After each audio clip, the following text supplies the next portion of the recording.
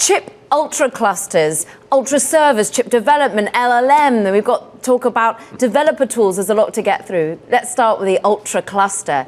Can you just talk to us a little bit about this more than 100,000 chips that will be put in one single area for AI hardware?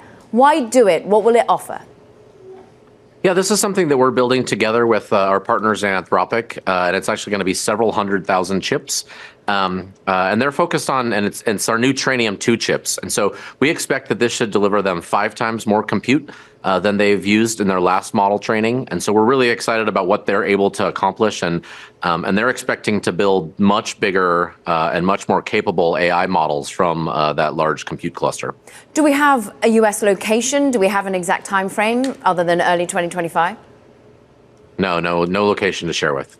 Matt, what then of the technical challenges? Paint the picture for our audience, how difficult this is in terms of cooling, in terms of energy use. What has been the things that you have to overcome with this?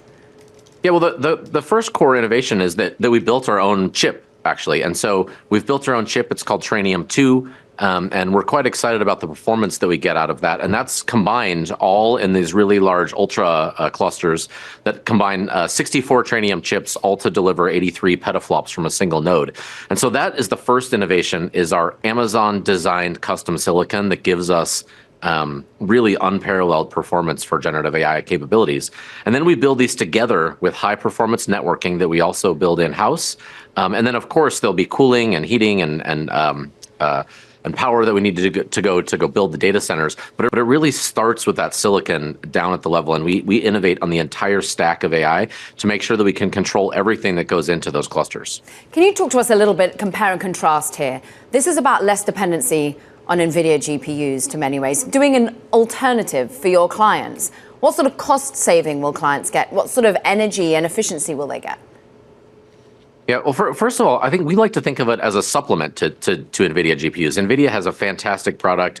That team has done an outstanding job executing. And we think that the vast majority of workloads are going to continue to run in NVIDIA processors for a long time. But customers want choice, and they want choice that can give them some lower cost options. And we think that for certain workloads, for many workloads, Trainium 2 can give customers 30 to 40% cost performance benefits over today's GPU powered instances. And so we think that that's a huge win for customers, particularly as they're looking to lower the cost of generative AI workloads. But we'll be great partners with NVIDIA and continue to lean in on building great technologies together with them for a long time.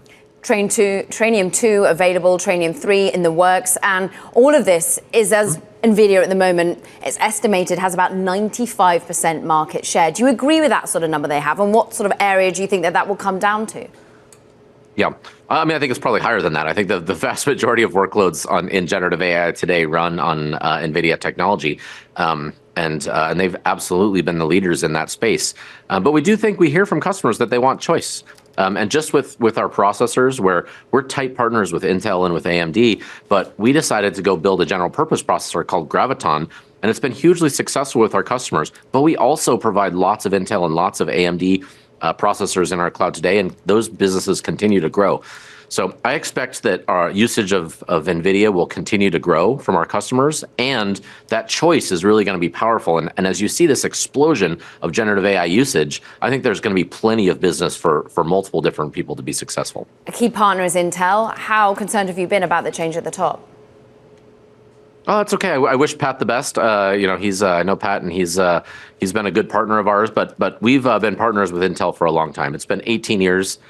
Since we launched our first Intel instance when AWS and EC2 first launched. And we'll continue to be great partners with Intel, and they have a great technology team there. And we look forward to continuing to roll out the latest technologies from Intel for our customers to be able to use. And you've been continuing to roll out, as you say, NVIDIA offerings. Last time you were on, we were talking about Blackwell, of course. Many have been frustrated, perhaps by some slowness to market there. When do you anticipate that Blackwell will be unfolding, and how difficult has it been to ensure the supply side is there? Well, they've obviously had some manufacturing things that they're going through, but we're very excited about it. I think the early returns and the early looks at Blackwell look fantastic. We expect almost a 2.5 times gain in the compute power that you get from Blackwell that we saw from H100s. And so I think it'll be a really material jump for customers once we get those out. And I think those will be early next year. And we're excited about putting them in customers' hands, and we'll get them out there as soon as they're available. Investors, though, they find it wild, this whole frenemy existence that's going on. You truly think that investors here think, oh, we want to see NVIDIA dependency as well as AWS having its own offerings? Is that something you think everyone can swallow, or do you think ultimately there will be a broadening out other than just NVIDIA winning all? I do think it's a partner. Like, if you think about AWS, we started from the very beginning thinking about this partnership mindset. And we built the entire business around AWS, thinking about how AWS would have services and our partners would have services, and that there's plenty of space for all of us to really grow and build our businesses. And that is true for software providers. It's true for service providers, and it's true for technology providers. And so I think that we've proven time and time again over the last 18 years that AWS can have products and our partners can have products. And then as we make them all available, that the whole pie gets bigger. And so I think there's plenty of opportunity for both. And so it really isn't. I think it makes for a fun narrative that it's either or, but we're great partners with NVIDIA. We will continue to be. And this is all about making the pie get bigger. We love fun narratives, us journalists. Talk about that pie when it's to do with large language models. You are unveiling Nova. You are really saying that the Nova offering compares really well to other offerings out there when it comes to multimodal, but also from a cost perspective and efficiency perspective. Why invest so much in LLM provisions when you already offer the rest? Yeah, and again, this is all about giving customers more choice. I think we, as Amazon, were investing in these models because we couldn't find the exact right mix of capabilities and customizations and things that we needed internally. So we started building them. And as we started building these, we saw that these models were actually getting quite good. The benchmarks were really good, and we were seeing some good capabilities come out of there. And our models are quite good at some particular areas. They're very good at executing agentic workflows. They're really good at pulling knowledge out of a RAG index. They're very, very low latency and low cost. And so we think that capability is going to be really compelling for a lot of use cases. We found use cases inside of Amazon, but even inside of Amazon, we use a mix of different models. We use models from Anthropic. We use models from Meta and Llama.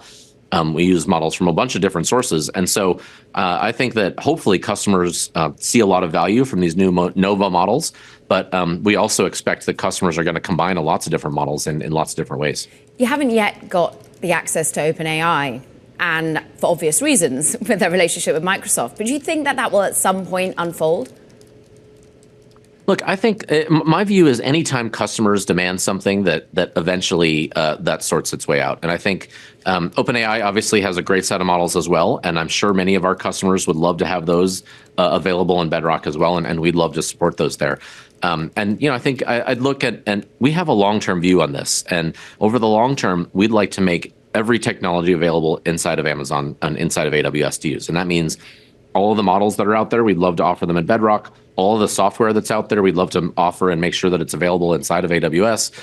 Every service that everyone else and third parties are providing, we want to make available. And that all goes back to that choice story. And so in the fullness of time, I believe that we would love OpenAI models inside of AWS. We'd absolutely. It's we listen to our customers, and if that's something that customers want, we're absolutely game. Obviously, with a partnership, it takes multiple sources, and there's probably some complexities in there, as you allude to. But I think in the fullness of time, it likely is the case. In the here and now, you spelled out on the previous earnings that AI is already a multi-billion-dollar business, growing at more than 100%. Can you give us any more detailed numbers as to how large the AI offering is for AWS now?